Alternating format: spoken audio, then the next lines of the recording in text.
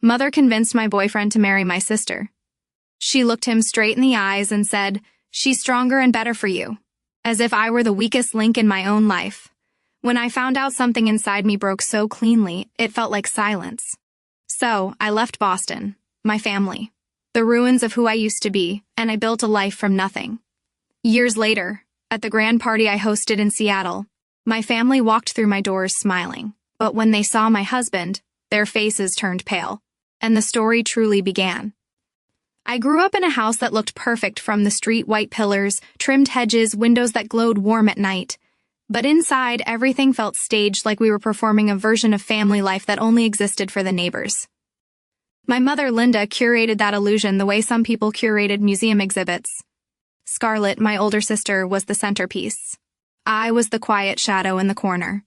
Scarlett didn't even try to shine.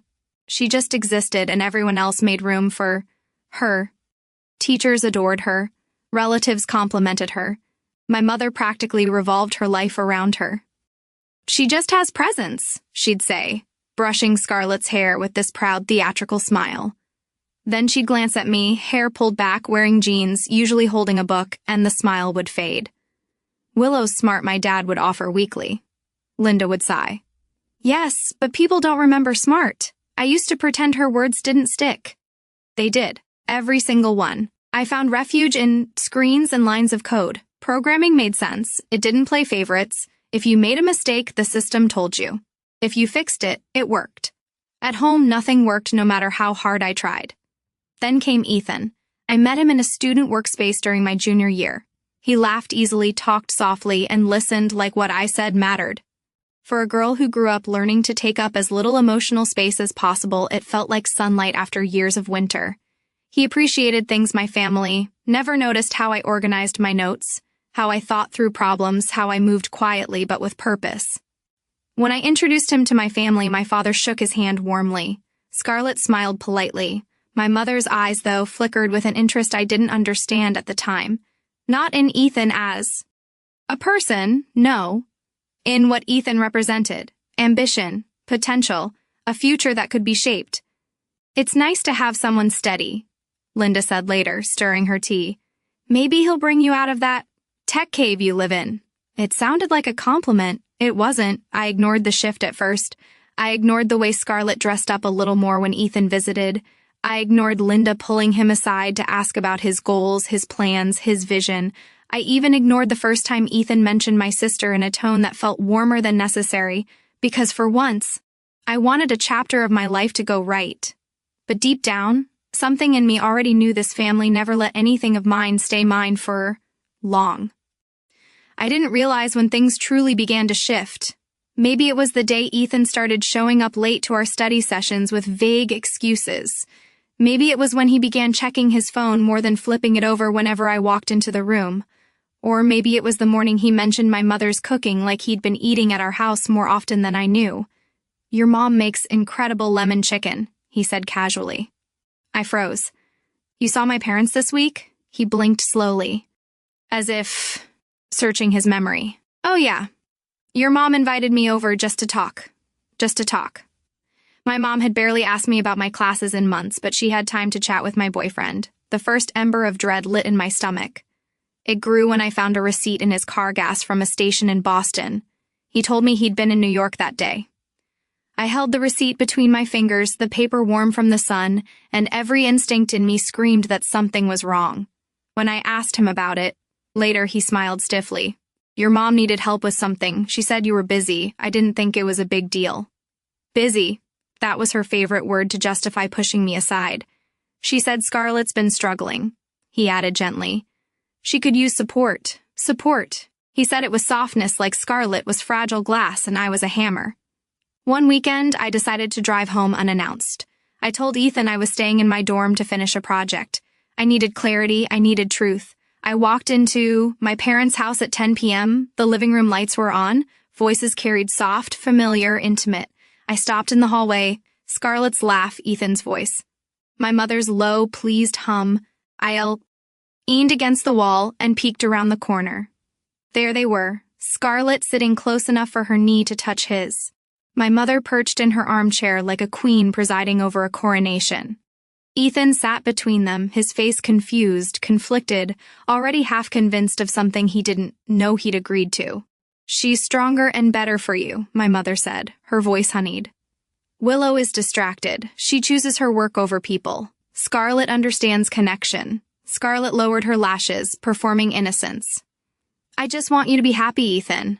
My heart cracked open quietly, cleanly. My mother continued. "Willow will build her career no matter what, but Scarlet, she needs someone like you. Someone successful. Someone who fits. Fits. Like I was a puzzle piece she'd tried to sand down, but still refused to snap into place." Ethan didn't argue. He didn't defend me. He didn't even notice I was standing there watching my world bend sideways. My breath caught in my throat and the truth burned hotter than betrayal. This wasn't an accident. It was a plan. And I was the only one who hadn't been in on it. I don't remember leaving the house. One moment I was staring at the living room, my mother orchestrating Scarlet, performing Ethan bending. And the next, I was in my car, gripping the steering wheel so tightly my fingers went numb. Boston's night air pressed cold against the windows, but inside everything felt overheated, suffocating. I didn't drive back to campus. I drove until the city thinned out until highway lights blurred into streaks. When I finally pulled into a rest stop, the adrenaline evaporated and the grief hit sharp, humiliating total. My mother hadn't just interfered, she'd replaced me. And Ethan, all he did was sit there and let her. I called the only person I trusted. "Riley, I need help." She didn't ask why. "I'm coming." Within hours, I was back in my dorm packing a small bag while Riley watched quietly from the doorway. When she finally spoke, her voice was low, steady. "You need to get out of here for a while. Not just this dorm, this whole orbit." She was right. I withdrew from my final semester 2 days later. Professors were shocked. Advisors pushed me to reconsider. But the truth was simple. I couldn't breathe in Boston anymore. The betrayal didn't just break my heart, it broke the illusion I'd clung to my whole life. That if I were cared hard enough, stayed quiet enough, proved myself enough, my family would eventually see me. Instead, they'd shown me exactly who they were. I packed what I could, sold what I couldn't. Then I left, moving across the country with one checked suitcase and no plan other than escape. Seattle felt like a foreign planet at first. The air smelled of rain and cedar. People didn't know my mother. They didn't know Scarlet. They didn't know that the girl ordering coffee with trembling hands had just watched her life implode. Riley's cousin let me crash in her small apartment for a few weeks. I remember lying awake on that fold-out couch, hearing the refrigerator hum, feeling the weight of failure pressing into my ribs. But pain is strange. It breaks you open in ways that make space for something new. On a quiet morning, after days of barely functioning, I stood at the window and saw the sun hitting the lake. Something in me, something small but stubborn, whispered, "Get up." So, I did. I found a therapist, Dr. Linden, who didn't accept my polite, "I'm fine." She pushed until the truth spilled out, messy and raw. "You weren't chosen," she said once, "because your family didn't want to see your worth. That's not your failure." I applied to finish my degree in Seattle. Then I built a new life one piece at a time. Jobs, routines, friendships, stability. My world didn't rebuild quickly, but it rebuilt honestly. And slowly anger became clarity. Clarity became strength. And strength became something dangerously close to peace. But peace didn't last. Because years later, when my father sent a quiet text about wanting to visit, everything I'd left behind began making its way back toward me. They arrived on a gray Seattle afternoon. My mother first stepping out of the car like she owned the driveway, Scarlet behind her, with sunglasses too big for her face, and Ethan, slower, hesitant, looking everywhere but at me. My father emerged thinner than the last time I'd seen him. His shoulders rounded his eyes, searching for mine. Michael stayed beside me at the doorway, steady and warm in a way that made my mother's expression flicker. I saw it, the tiny flash of recalibration. She hadn't expected him, hadn't expected this version of me. "Willow?" she said with a smile that matched the tone she used on neighbors she secretly judged. My, you've built quite the life." As if she hadn't destroyed the first one. "Come in," I said, stepping aside. "Inside the house, our house." My mother's eyes swept across the vaded ceilings, the lake view, the clean lines and warm wood tones. My living room was controlled, intentional. And for the first time in my life, I had home field advantage. We sat for dinner, my father, quiet Scarlet, glancing around with thinly veiled envy, Ethan shrinking into his chair every time Michael spoke. My mother, of course, narrated the room like she was leading a tour. And then Michael asked the one question that cracked the surface. So he said calmly, "When was the last time all of you were in the same room together?" My mother straightened. "The engagement party, of course." My stomach tightened. Scarlett stiffened. Ethan took a large sip of water, nearly choking on it. Michael nodded, perfectly polite. That must have been difficult for Willow. The room stilled. My mother's smile thinned. Well, Willow wasn't emotionally prepared for that season of life. A season of life. Not betrayal, not manipulation. A season. I opened my mouth, but Scarlett beat me to it. "Mom, stop," she said quietly. My mother's head snapped toward her. "Excuse me, Scarlett." Set down her fork. Her hands trembled slightly. "We're not doing this. Not here." My mother's voice lowered. "Scarlett, no." Scarlett insisted, louder this time. "You need to hear this." And then, impossibly, like watching a dam crack open, years of secrets spilled into the open. "Willow deserves the truth," she said. My heartbeat thudded in my ears. Scarlett looked at me, really looked, and for a moment she wasn't the golden child, the chosen one, the polished perfection. She looked tired, sad, human. Mom didn't just talk to Ethan, she began.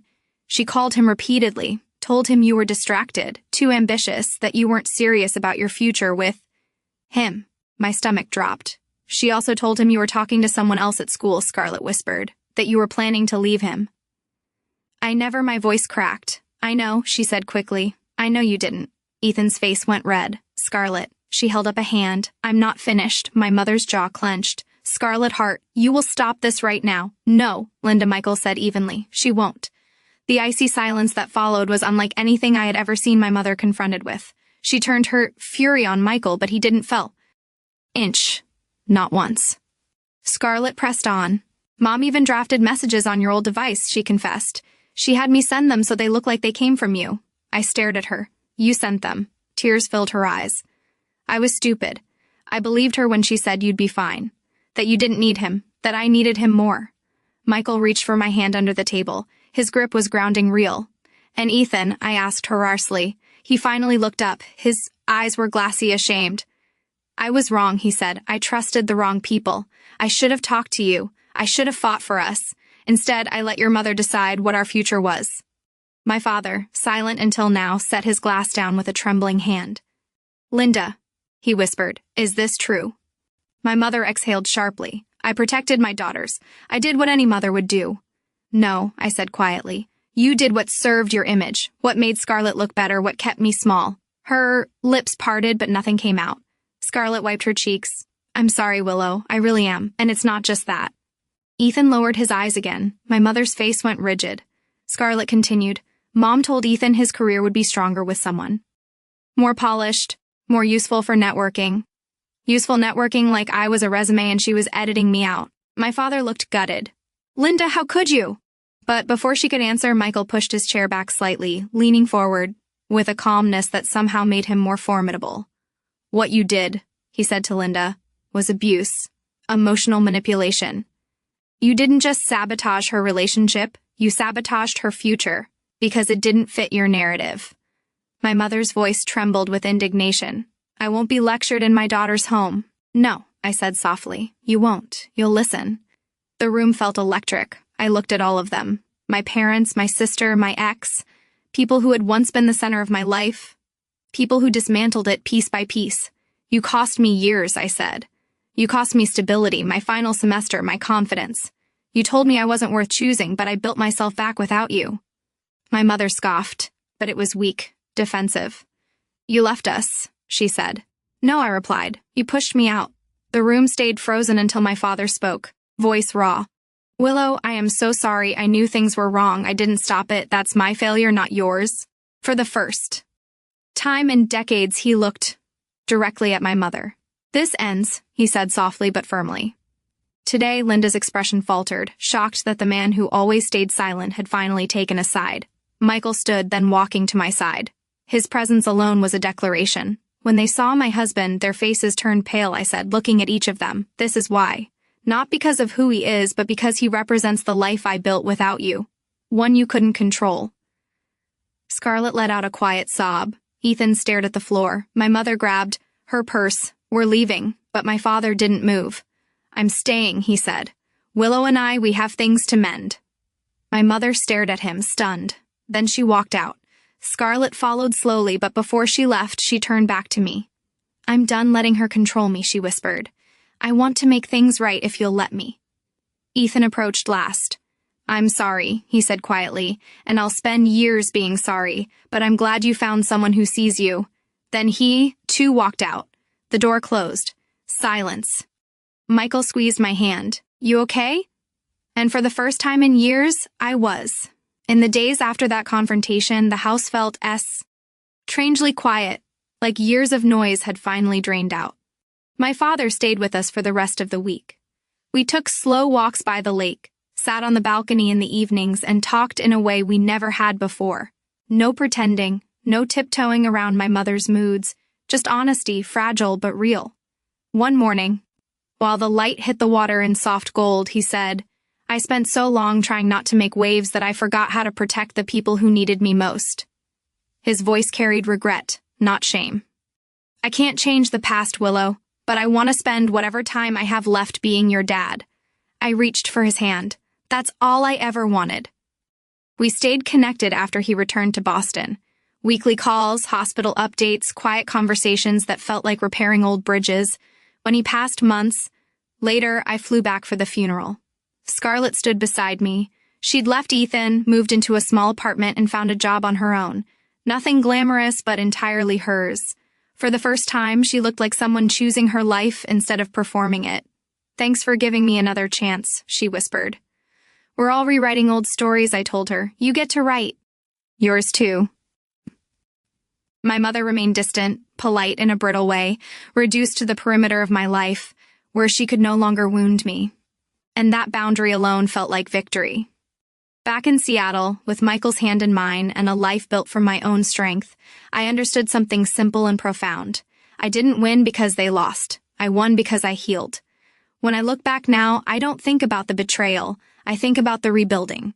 I think about the woman I became once I stopped waiting to be chosen and started choosing myself. My mother's schemes didn't break me. They revealed me. And the life I have today proves it. If you've ever survived family betrayal or had to rebuild from nothing, you're not alone. Share your story in the comments and hit subscribe so you don't miss the next one. Because sometimes silence isn't weakness. It's justice wrapped in grace. Silent Revenge.